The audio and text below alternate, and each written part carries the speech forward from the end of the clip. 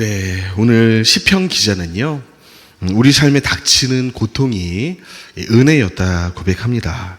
그 70년간의 이 바벨론 생활은 줄이고 이 목이 말랐지만 도리어 그 아픔이 하나님을 찾게 되는 계기가 되었다는 것이죠. 고통을 통해 주님을 더 사모하게 되었고 기도하게 되었음을 도리어 감사하고 있습니다. 5절과 6절의 고백인데요, 제가 다시 한번 읽어드리도록 하겠습니다. 줄이고 목이 말라 그들의 영혼이 그들 안에서 피곤하였도다. 이에 그들의 근심 중에 여호와께 부르짖음에 그들의 고통에서 건지시고. 이처럼 이 하나님의 사랑은 우리를 완전히 독차지하고 싶은 사랑입니다. 바벨론에 끌려가게 하셔라도 우상을 버리고 하나님만 바라보도록 하십니다. 자기 외아들을 십자가에 못 박아서라도 완전히 소유하고 싶은 존재가 저와 여러분입니다. 그래서 우리가 때로 권력의 마음이 빼앗겨 있으면 권력의 허물을 느끼게 하십니다. 물질에 마음이 뺏겨 있으면 물질의 덧없음을 깨닫게 하십니다. 우리가 어떤 사람을 지나치게 좋아하고 하나님보다 더 사랑할 때 그 사람에게 배신을 당하게도 합니다. 내 젊음이 칭찬받던 외모가 영원할 것만 같았는데 어느 날 거울을 보니 젊음도 아름다움도 영원하지 않다는 것을 깨닫게 하십니다. 제가 가끔 이렇게 거울을 보지 않습니까? 아침에 세수를 하고 이 거울을 보는데 저희 어머니가 앉아 계시더라고요. 머리만 안 길렀을 뿐이지 저희 어머니가 앉아 계신 걸 보고 깜짝깜짝 놀랄 때가 있습니다. 이제 어머니의 그 나이를 체감할 그럴 때가 온 거죠. 그렇습니다. 우리처럼 교만한 인생들에게는요, 좀 부족한 것이 은혜입니다. 고통이 은혜고 배고픈 것이 은혜입니다. 실현당한 것이 은혜고요, 재수하는 것이 은혜입니다. 못생긴 것, 벌이가 나쁜 것이 은혜입니다. 아무튼 내 삶에 안 좋아 보이는 모든 것들은 사실은 다 은혜다, 이렇게 생각하시면 됩니다. 내 성격은 왜 이 모양일까? 나도 안 좋은 걸 아는데 아무리 고쳐보려고 해도 잘 안 되는 분들이 있죠.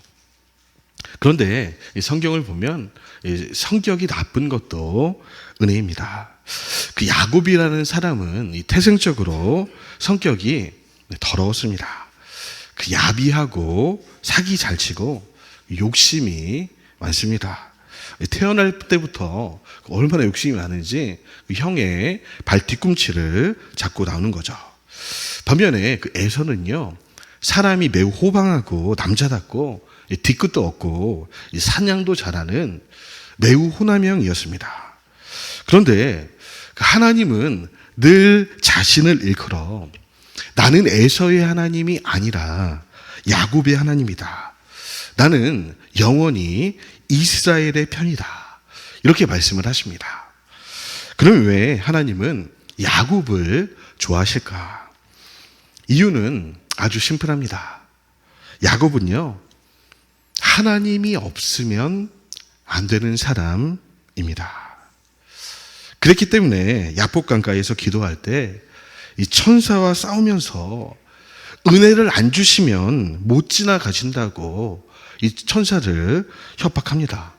그 하나님이 아니고서는 이 못난 인생을, 이 꼬일 대로 꼬인 인생을 헤쳐나갈 길이 안 보이는 것이죠.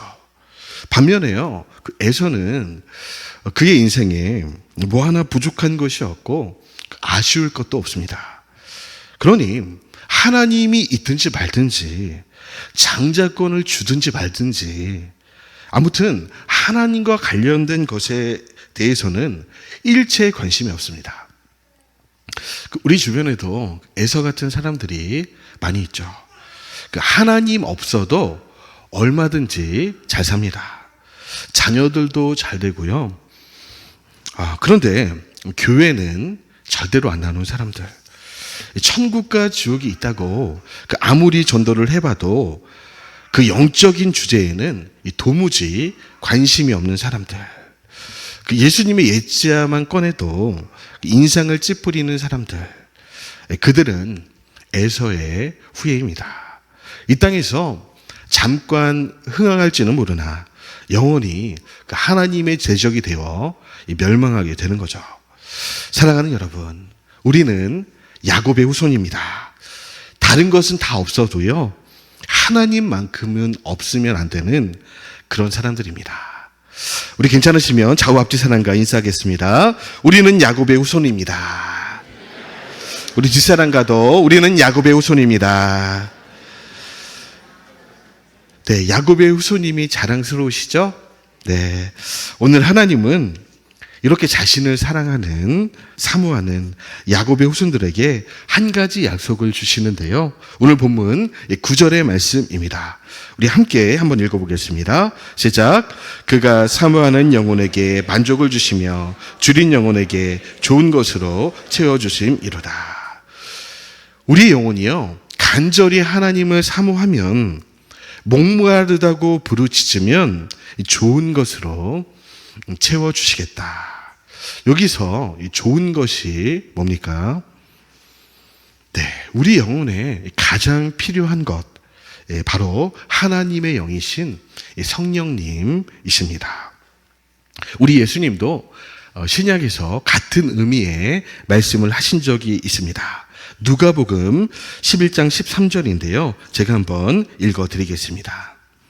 너희가 악할지라도 좋은 것을 자식에게 줄 줄 알거든 하물며 너희 하늘 아버지께서 구하는 자에게 성령을 주시지 않겠느냐 하시니라. 아멘. 그렇습니다. 우리 인생에요, 가장 큰 문제는 물질의 문제도 아니고 자녀의 문제도 아닙니다. 건강의 문제도 아니고 노후 대비의 문제도 아닙니다. 진짜 우리의 문제는 우리의 영혼에 가장 필요한 분, 이 성령님을 목말라 하지 않는 것입니다. 내 영혼이 세상의 것들로 충분히 만족하고 있는 것이 문제입니다. 성령님이 들어가고 싶어도 이미 영혼의 배가 쓰레기 같은 것들로, 그런 음식들로 가득 차 있는 것이죠. 그렇게 영혼이 병든 채 죽어가고 있다는 사실을 모르고 있는 것이 그리스도인의 위기입니다. 혹시 오늘 이곳에 이러한 영혼의 위기 가운데 처하신 분이 계시다면 이렇게 기도하시기 바랍니다. 하나님, 내 영혼이 죄로 인해 상해 있습니다. 내 영혼에 성령님의 임재가 없어 목이 마릅니다. 부서지고 건조하고 가난합니다. 내 메마른 영혼을 오직 하나님으로만 채워 주옵소서. 이 기도는요, 그 옛날 다윗이 드렸던 기도입니다. 바세바와의 범죄 후에 깨지고 상한 마음으로 올려드린 기도입니다. 시편 51편 16절과 17절의 말씀인데요. 우리 한 목소리로 읽어보겠습니다. 시작. 주께서는 제사를 기뻐하지 아니하시나니 그렇지 아니하면 내가 드렸을 것이라. 주는 번제를 기뻐하지 아니하시나이다. 하나님께서 구하시는 제사는 상한 심령이라. 하나님이여, 상하고 통회하는 마음을 주께서 멸시하지 아니하시리이다. 아멘.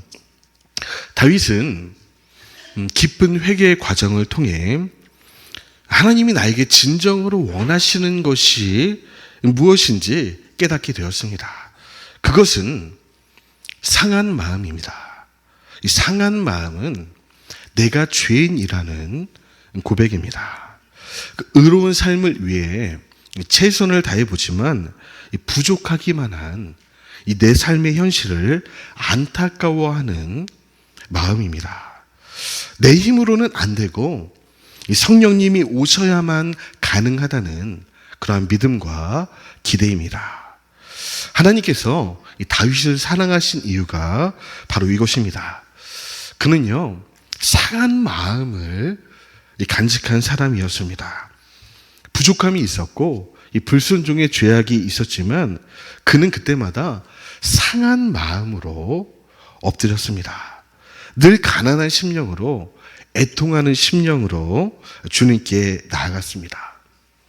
의롭지 못하기에 의로우신 하나님을 목말라 했습니다. 예수님께서 말씀을 하셨죠. 이 팔복의 사람들이 바로 이런 사람들입니다. 심령이 가난하고 애통한 사람들, 의로움에 줄이고 목이 마른 사람들, 바로 이런 사람들이 이 천국을 소유하며 위로를 받게 될 것이다. 성령님의 임재로 말미암아 늘 영혼의 배가 부르게 될 사람들이다. 그러나 이 시대는요, 상한 심령으로 하나님께 나아가는 것을 조롱하는 시대입니다. 죄로 인해 회개하고 애통하는 마음을 멸시하는 시대인 거죠.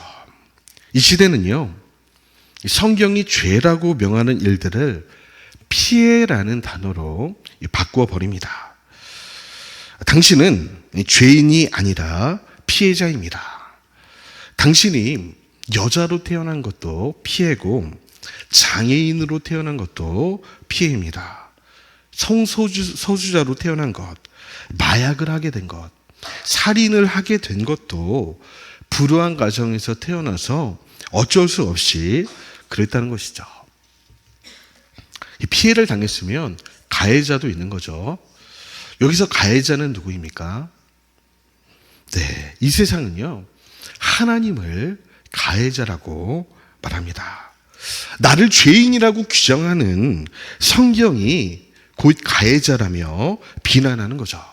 따라서 하나님은 가해자이고 당신은 피해자이기 때문에 상한 마음으로 회개하는 것은 잘못이라고 말합니다. 도리어 가해한 하나님이 피해당한 인간에게 상한 마음으로 회개해야 한다고 말을 합니다. 그들의 입장에서 보면 다윗도 피해자입니다. 밧세바를 범한 다윗이 잘못이 아니라 밧세바를 만드신, 이 밧세바를 곁에 두신 이 하나님이 잘못이라는 거죠. 그들에게는요, 아담도 피해자입니다.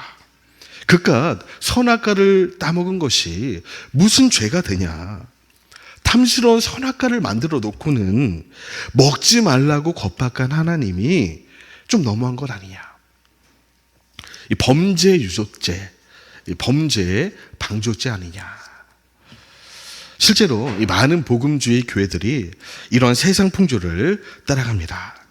그들은 하나님을 그저 피해당한 우리를 위로하는 분, 그 정도로 소개하는 거죠. 이 가해한 하나님이 간절한 마음으로 사과하고 있으니 좀 봐주라고, 이 정도 선에서 합의하자고 속삭입니다. 전혀 그렇지 않습니다. 하나님은요, 가해자가 아닙니다. 우리가 가해자입니다. 우리가 죄를 범했고 우리가 하나님의 의로움과 이 거룩하심에 심대한 피해를 입혔습니다. 잘못한 것은 나입니다. 손해배상을 받으셔야 할 분은 내가 아니라 하나님이십니다. 그래서 우리 모든 인생 앞에는요, 두 가지의 선택의 길이 있습니다. 하나는 피해자의 탈을 쓰고 회개하기를 거부하는 길입니다. 다른 하나는 자신이 죄인임을 인정하고 상한 심령으로 하나님께 나아가는 길입니다. 이 두 가지 길을 가장 명확히 보여주는 성경의 한 장면이 있는데요. 이 구약 성경에 나오는 욥의 길과 욥의 아내의 길입니다. 욥의 아내는요, 이유를 알 수 없는 이 끔찍한 고난 중에 있는 이 남편을 향해 저주하며 소리를 칩니다. 당신은 잘못한 게 아닙니다. 그저 못돼 먹은 하나님께 피해를 당한 거예요. 그러니 당장 저 흉악한 가해자 하나님을 욕하고 죽으세요. 하지만 고난의 당사자 욥은요, 전혀 다른 길을 선택합니다. 오늘 다윗처럼 상한 심령의 사람이 되기로 결심을 한 것이죠. 하나님, 저는 피해자가 아닙니다. 죄인입니다. 이 아픔을 주신 이 하나님의 뜻을 완전히 알 수는 없지만 하나님의 잘못이라 말하지 않겠습니다. 나는 언제나 틀리지만 하나님은 언제나 옳으신 분입니다. 어쩌면 우리에게는요, 욥의 아내의 길이 자연스러운 선택입니다. 이 세상에 모든 욥의 아내들이 걸어왔고 걸어가고 있는 쉽고도 넓은 길입니다. 지금 이 순간에도 그 하나님의 귓전에는 욥의 아내의 원망 소리가 쟁쟁거리고 있습니다. 저는 흙수저예요. 저는 몸이 아파요. 저는 부모를 잘못 만났어요. 저는 태어날 때부터 외모가 별로입니다. 왜 하나님은 내가 사고당할 때 가만히 계셨나요? 왜 나만, 왜 우리 가정만, 왜 우리 자녀만 이런 억울한 일을 당해야만 합니까? 하나님은 공정하지 않은 분입니다. 그러나 우리는 하나님 앞에서 감히 공정이라는 단어를 입에 담을 수 있는 존재가 아닙니다. 만약 하나님이 우리를 공정하게 다루셨다면 그 끝은 한 명도 예외가 없는 불붙는 지옥행입니다. 피할 수도 없고 막을 수도 없는 죄인들의 말로인 것이죠. 하지만 우리가 공정의 대가로 받아야 할 이 끔찍한 저주를 2000년 전 한 이스라엘 청년이 대신 뒤집어 쓰셨습니다. 그는 예수입니다. 그는 사실 인간이 되신 하나님입니다. 피해를 당한 하나님께서 가해한 인간을 대신해 손해를 배상하신 것이죠. 그렇습니다. 이 세상에 가장 끔찍한 모든 불공정의 극치가 있다면 그것은 십자가 사건입니다. 오늘 예수께서 예루살렘에 입성하신 종려 주일임을 우리가 알고 또 찬양하고 예배하고 있습니다. 진짜 왕이신 우리 예수님께서 왕의 처소에 들어오시는 것이죠. 그러나 왕이신 그분은 얼마 뒤에 자신이 사랑하신 사람들의 손에 처형을 당하십니다. 쓰라린 배신과 이 억울함이 번복된 이 징계의 채찍을 아무 말 없이 받아내십니다. 흠없는 이 당신의 머리에 이 조롱과 저주의 가시면류관을 쓰시고 세상 가장 불공정한 이 십자가를 끌어 안으십니다. 그리고 다 이루었다고 말씀을 하십니다. 사랑하는 여러분, 우리가 주의 자녀로 산다는 것은 예수께서 먼저 걸어가신 이 길을 뒤따라가는 것입니다. 이해되지 않는 이 불공정 앞에서도 늑대처럼 으르렁대지 않는 것입니다. 도리어 내 삶에 닥친 이 모든 불공정을 끌어안고 자진하여 이 도살장에 끌려가는 어린 양이 되는 것입니다. 내복에 이 칼을 겨누는 이 원수들 앞에서도 이 저들을 용서해 달라고, 저들이 잘 알지 못해서 그러는 것이라고 이 간구하는 사람들이 되는 것입니다. 말씀을 정리하겠습니다. 예수께서 가신 이 길은요, 어렵고 좁은 길입니다. 너무 좁아서요, 그 누구도 즐겨 찾지 않는 길입니다. 예수 믿는 사람들 중에서도 이 길을 알고는 있으나 걸어가려고 하지 않는 길입니다.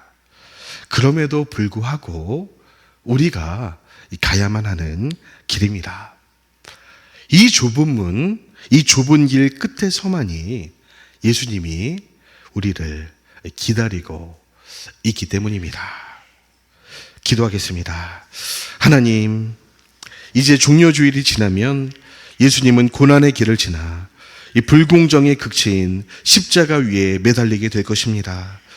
이번 한 주 이 세상의 모든 불공정을 끌어안으신 예수의 길을 따라가며 참된 예수님의 제자가 되기로 결단하는 우리 모두가 되게 하옵소서. 예수님의 이름으로 기도드립니다. 아멘. 하나님 아버지, 사실 많이 억울했습니다. 내 삶이 불공정하다고 생각을 했습니다. 내가 한 노력에 비해 그 대가가 너무 초라하다며 슬퍼했습니다. 하나님을 잘 섬기는 나는 어렵고 힘든데 에서의 후손들은 세상의 모든 운을 다 가진 것만 같아 마음이 무너졌습니다. 나는 충분히 괜찮은 사람인데 하나님께서 박대하신다고 생각을 했습니다. 때로 하나님은 가해자고 나는 피해자가 아닌지 의심한 적도 있습니다. 하나님 죄송합니다. 이 못난 나를 용서하여 주옵소서. 우리는 괜찮지 않은 사람들입니다. 우리는 죄인입니다.